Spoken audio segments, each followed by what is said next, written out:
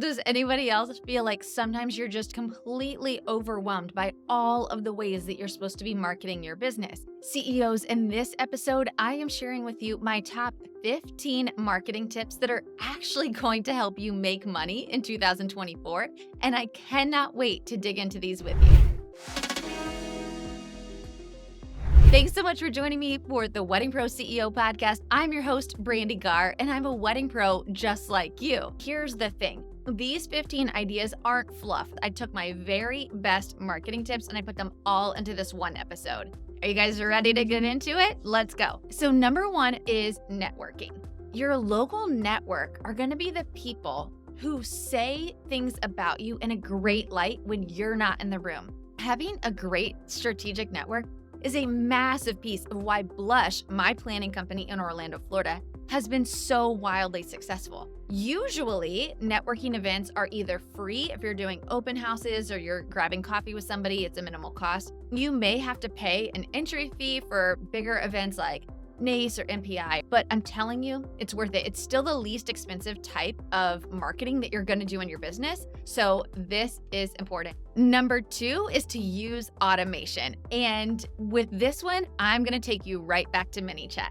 And the reason that I'm so obsessed with it is because this automation works for you to deliver the information that your followers or your engaged lead is looking for, with you being able to not have to do it right then when they're inquiring. I have an entire episode dedicated to ManyChat, so we'll link those in the show notes so that you can go check them out and you can set ManyChat up for yourself. So numbers 3, 4, and 5 are all going to have to do with platforms on social media. Number 3 is Pinterest, number 4 is TikTok, and number 5 is Instagram. So what I want you to think about is how each of these platforms is used. Pinterest and TikTok are going to be your outreach platforms. These are going to be the platforms where new people are finding you. And then Instagram is going to be your nurturing platforms. So Pinterest is a search engine. People go into Pinterest and they're looking for a specific thing. You want to really be thinking about the keywords and the search terms, because that's how your pins are going to get found, is by the search. Okay. TikTok, on the other hand, is deciding what your viewers want to see, and they're feeding them things that they interact with. So there, what you want to do is you want to create content that's drawing people in, because the longer they watch, the more TikTok is going to know that that type of follower wants to know more about what you do, and helps engaged couples know that you have a solution to their problem. What you're doing on Instagram is you're nurturing. By the point they get to your Instagram, they already know a little bit about you. So what you're trying to do here is you're trying to help just lead them to that next step in the buying journey. So that's how you're really thinking about these 3 platforms. So number 6 is to have an overall marketing strategy so that you're not constantly wondering, what should I be posting? What should I be posting? I talk a lot about having anchor content. And for a wedding pro, your anchor content is typically going to be your blog. So when you create a blog, a really great, juicy blog, I want you to create reels about it. I want you to create carousel posts about it. I want you to create TikToks, Pinterest pins. All of these things can be repurposed on all of the different platforms.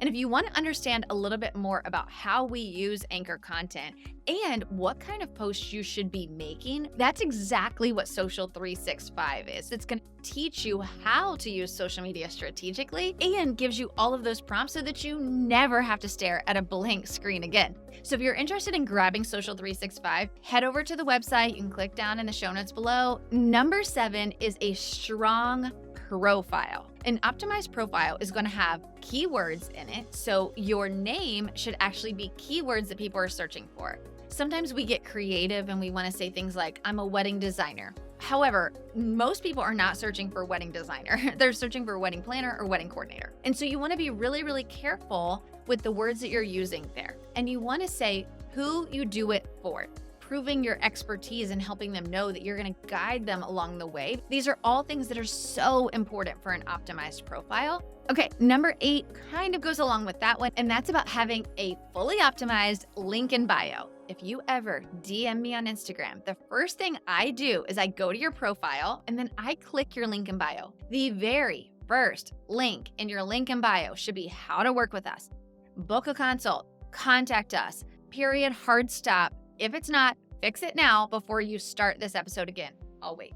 All right, we're back. Number 9 is SEO. So my good friend Sarah Dunn is like the queen of SEO for wedding pros. I would love for you to go back and listen to episode 117 called The SEO Strategies That You Cannot Live Without, because Sarah gives some really simple tips on how to increase your searchability in Google. And here's the thing with SEO, it is a longer game. There's absolutely no chance that you're gonna change your SEO and tomorrow start seeing more and more leads from Google. But understanding SEO, when you're creating these blogs, if it's really well done, keyword focused, then you're gonna get long-term searchability out of that blog and constantly be getting traffic back to your website. Okay, so number 10 is to guest on a podcast. I had a wedding podcast reach out to me and ask me to be a guest from a planner's perspective. And you guys, I'm not even kidding you. I had a bride reach out to me, but what was so interesting to me is this bride was already a warm lead. She'd heard me for a full 45 minutes on Kelly's podcast. We didn't even have to sell her. She was already like, I heard you, I love you, take my money.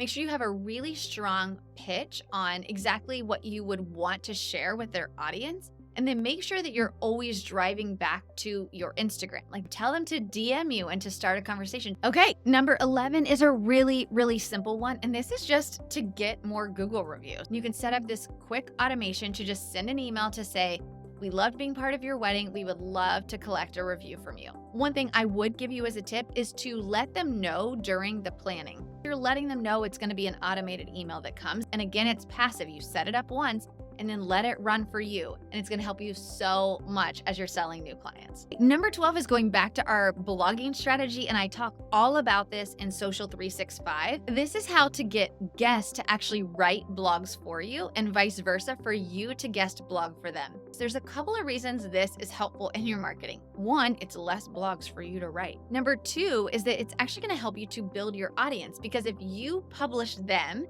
and then you ask them to share on their platform, so now we're gaining their audience. And then vice versa, you can write about what you do and offer those to some of your partners to give that kind of feel good, I want to help you, you help me type of content.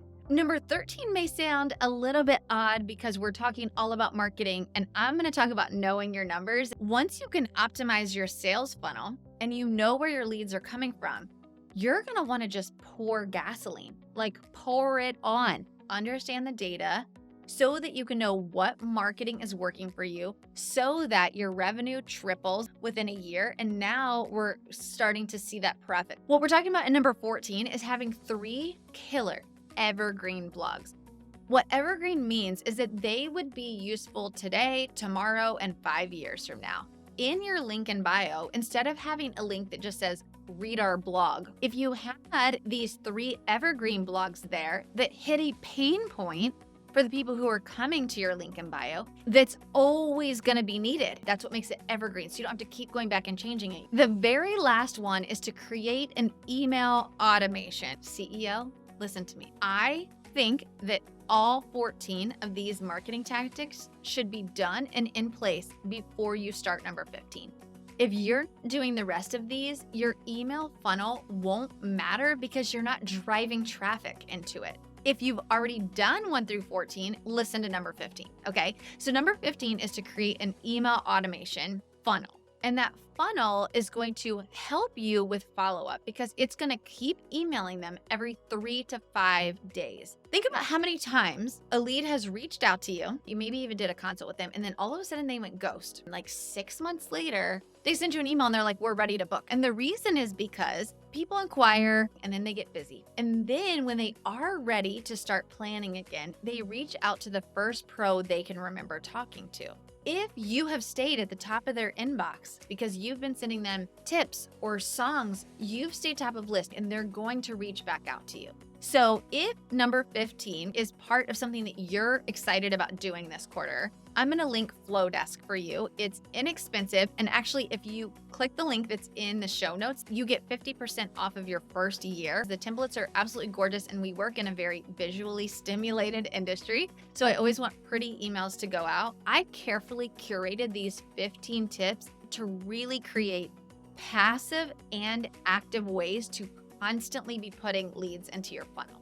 You guys, thank you so much for being here, and I will see you next time.